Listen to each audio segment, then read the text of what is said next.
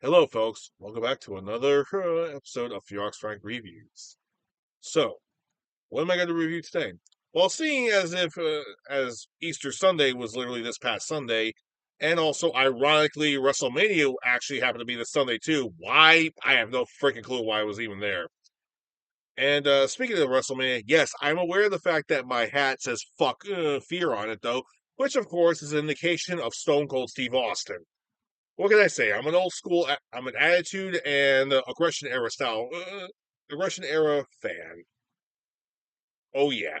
Am I gonna review something that's WWE related? No, I'm not. But next time I will. So instead, I'm gonna do a film versus. That's right. I'm doing a film versus. What's that? What? Is it too soon for me to do another one? Well, I'm afraid I have no other choice, considering the fact that I accidentally discovered this a couple of months ago when I did the movie Shooter. So, yeah. Today's film versus is going to be Shooter versus Most Wanted. Why? Okay, I'm not going to lie. Like I said over and over again, when I watch films, I tend to notice stuff like like similarities with plots and characters. And yeah, there's a lot of similarities in between these two films. So much so, I gotta talk about it. So I'm not gonna wait until until next winter. We're doing this right now.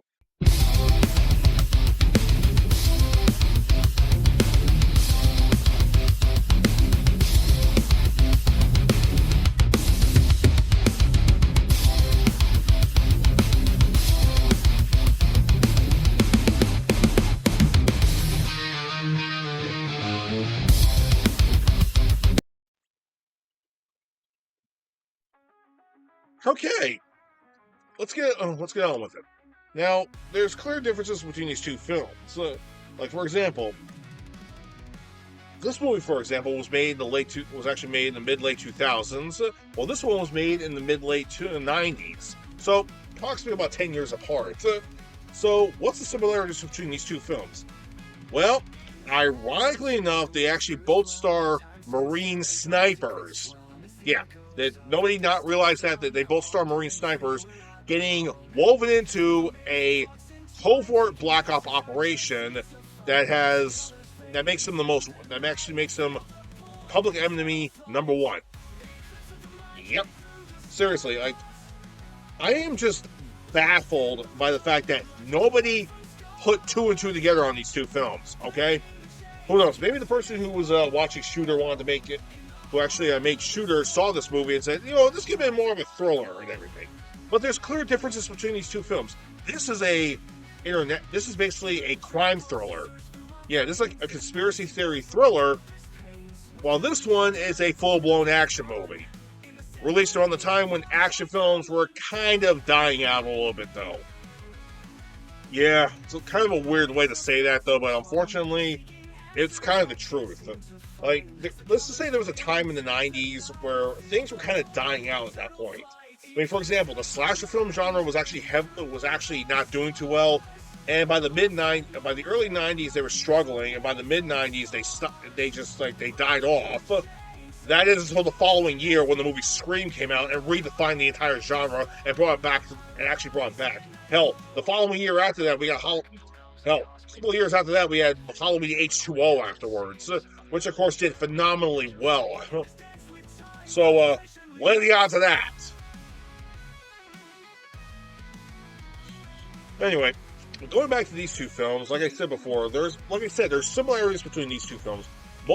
The main star, both being a Marine sniper. In this case, we have Mark Wahlberg's character, and of course we have Keenan Ivory Wayans' character. Like I said, they're both Marine snipers, both special forces, trained to kill, and expert marksmen. And like I said before, the similarities between the two of them, where they both actually are hired by the government to actually take care of to do a certain mission, and in the end they get framed for murder and become public enemy number one. Yeah. There's actually several differences between the two films. For example, this one is actually more or less the plot difference is that the conspirators were trying to get rid of a priest that actually was an influential leader in Africa that actually had rights to oil lands or something. Yeah, like like mineral rights to oil, and of course the government and apparently the senator really wanted to get their hands on the oil on this situation. So yeah. Well, on the other hand, this one was actually about a plot that but the first lady actually uncovering a plot that the U.S. Army actually utilized armed soldiers as test subjects in a inhumane experiment that made them mentally unstable and also made them, well, let's just say very sick. Very sick, and of course, they actually have her assassinated. So yeah, the two differences. Now, as far as the plot is concerned, like for example, Mark Wahlberg, like for example, Bob Lee Swagger. Bob Lee Swagger character is actually retired at this point, and he just lives a life of solitude.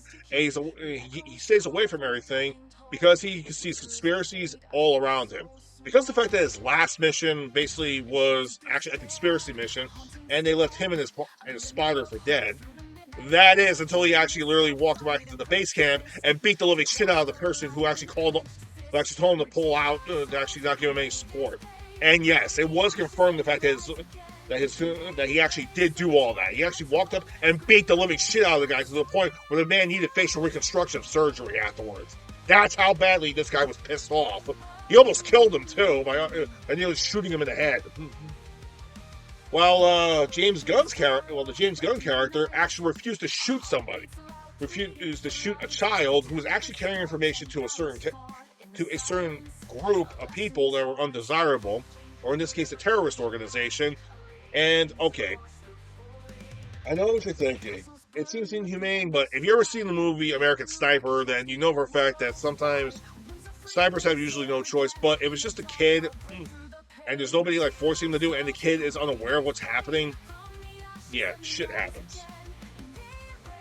All right, but the problem, however, in this movie, Gunn doesn't actually kill the kid, but his spotter pulls a pistol on him and tries to kill him. So yeah, it was clearly So yeah, he clearly killed his spotter, his colonel or captain in self-defense. So, and he was actually sentenced to be executed. So, and that is until he was actually picked up by by a covert Black Ops group, and actually started to do a Black Ops field training here, Black Ops mission in the U.S. Well, over here, Swagger was actually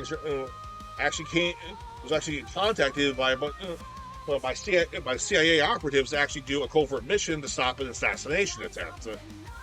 While Gunn's character was actually assigned to take out somebody of interest that was actually being an enemy of the state.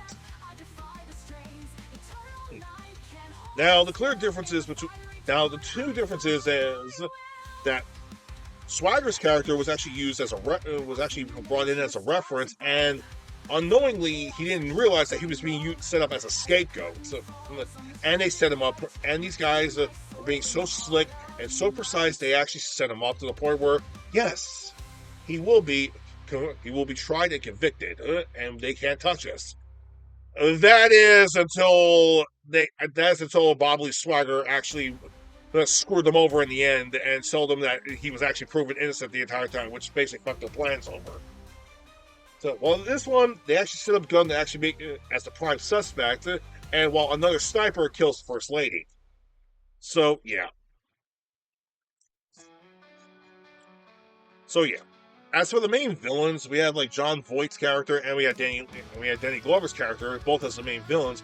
However, they're very much different, mind you. They are both extremely different.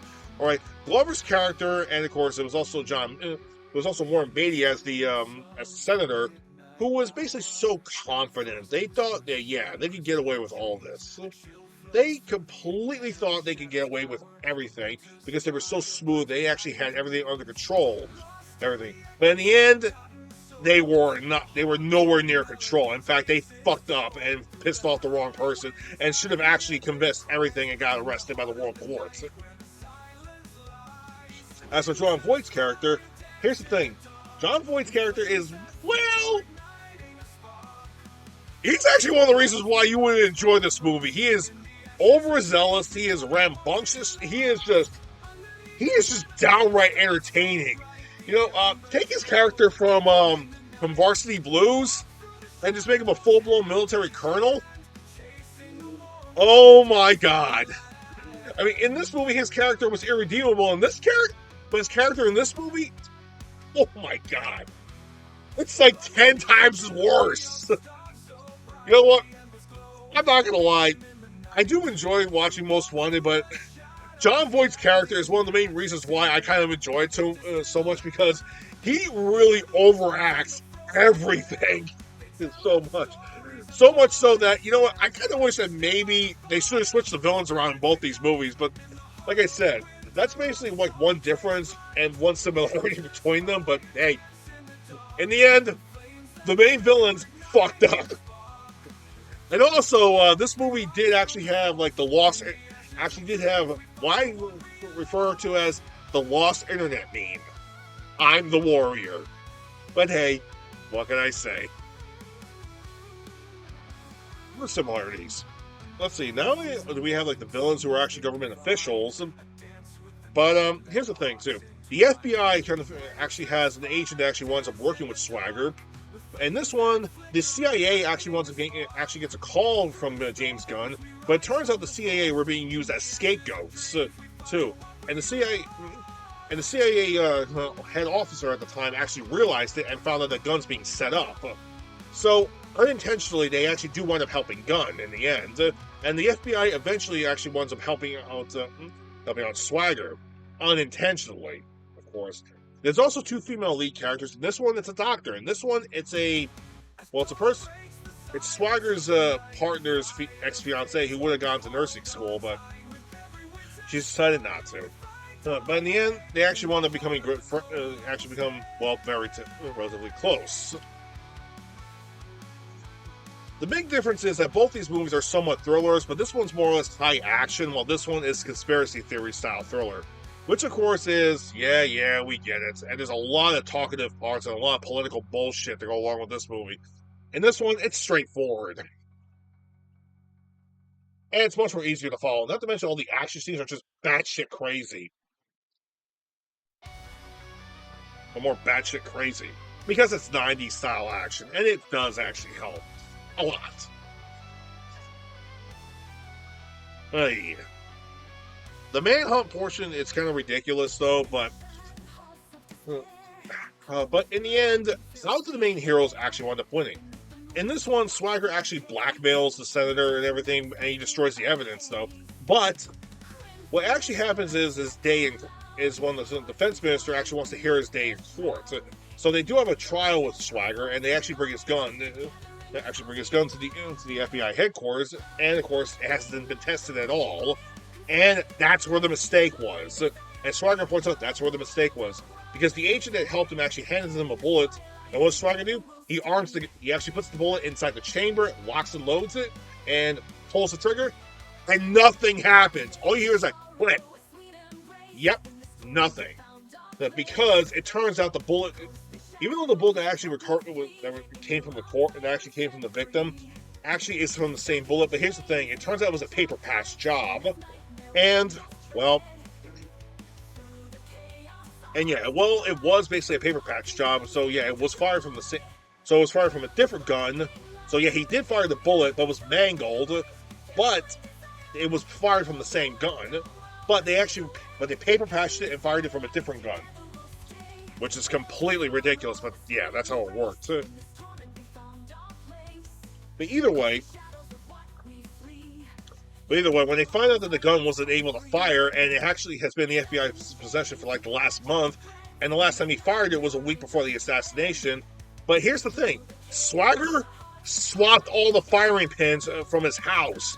So yeah, all the guns, no matter which gun they got, and they used it as a primary, and they left it as a primary murder weapon, if they had tested the weapon out, they realized, wait a minute, something's wrong here. The gun's not firing. That's because probably Swagger actually keeps all of his firing pins locked up in a safe, but nobody knows the combination except for Swagger.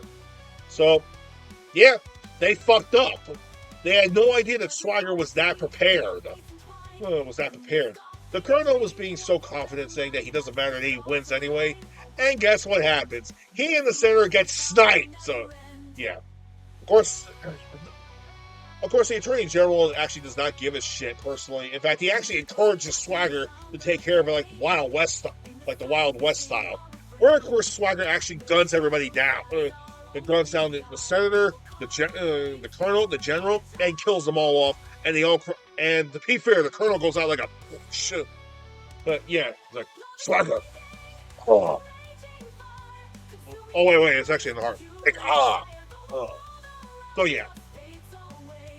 And so yeah, Swagger kills everybody and actually and just blows the whole place up. So yeah. As for the main bad guys here, we actually have Voight's number 2 character who screamed the "I'm the Warrior" line.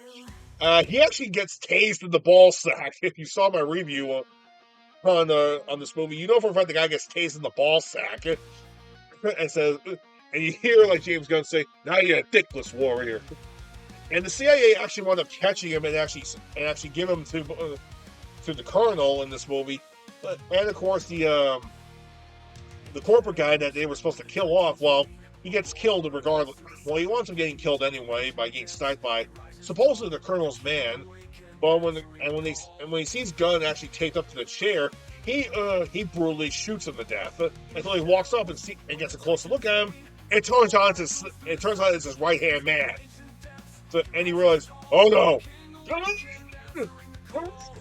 And Gunn shoots him in the head. So, to be fair, he actually had a better one-liner. He goes, "Sometimes I plan shit."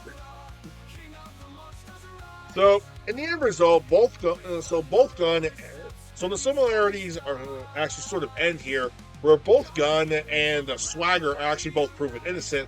However, this movie takes a bit more liberties when they said, like, where Gunn actually, when they said that the CIA actually brought him back to the army and he was executed a couple of days later, and he would finally face his execution, and it's only been a few days later. However, we see Gunn actually walking around, watching the news report, talking to some guy, and goes, "Damn, you know what's funny? You actually look like that guy." So, yeah, so do you. So yeah, we find out the fact that Gunn actually got back to the CIA. Gunn got a new identity and is now living his life somewhere. As for Swagger, he's living with the girl, and just living his life now, going after conspiracy theorists. So yeah, so basically, the similarities do actually wind up ending where we have our shooters actually taking out the main villains. Although in this one they go out like bitches, in this one it's just a bit more satisfying in some way or another. And it has a pretty good twist ending when we find out that when we think Gunn gets killed, it pulls a 180. It turns out it's actually the sniper who's actually taped up, and Gunn's the one who's been sniping people. It's like, you pulled a switch on us, eh? And the CIA actually winds up clearing him.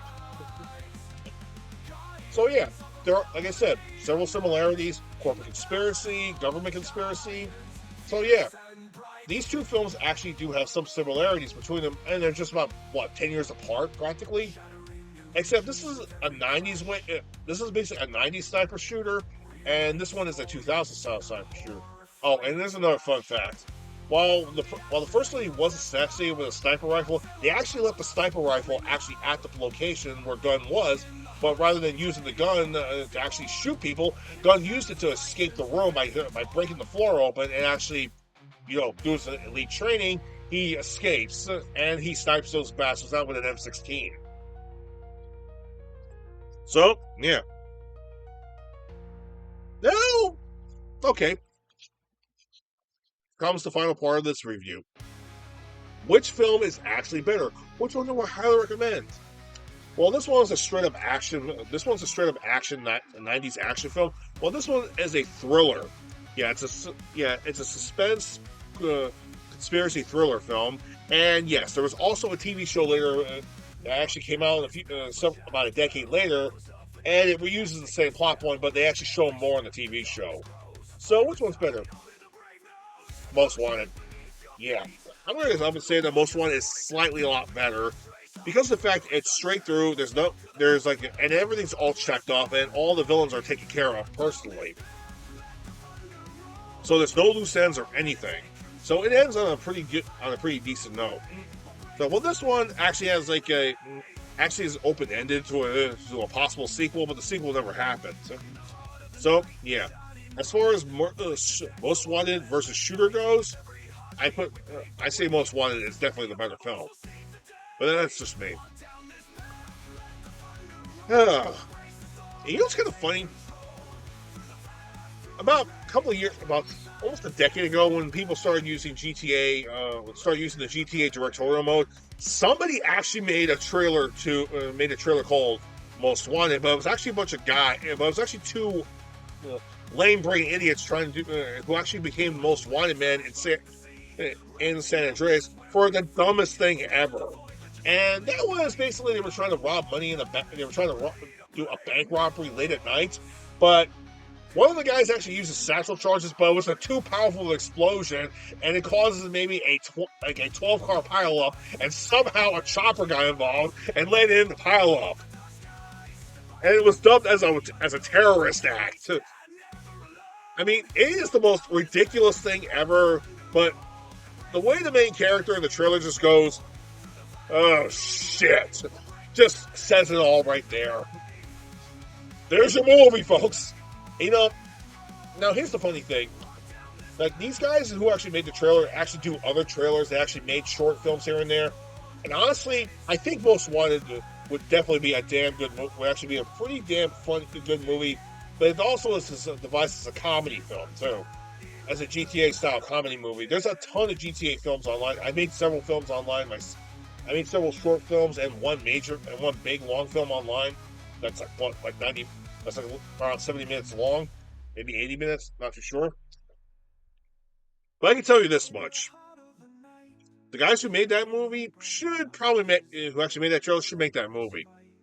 But like I said before, when it comes down to Shooter versus Most Wanted to me is the winner. Anyway, folks, thank you for watching this video, and I'll see you guys next month. And you know what?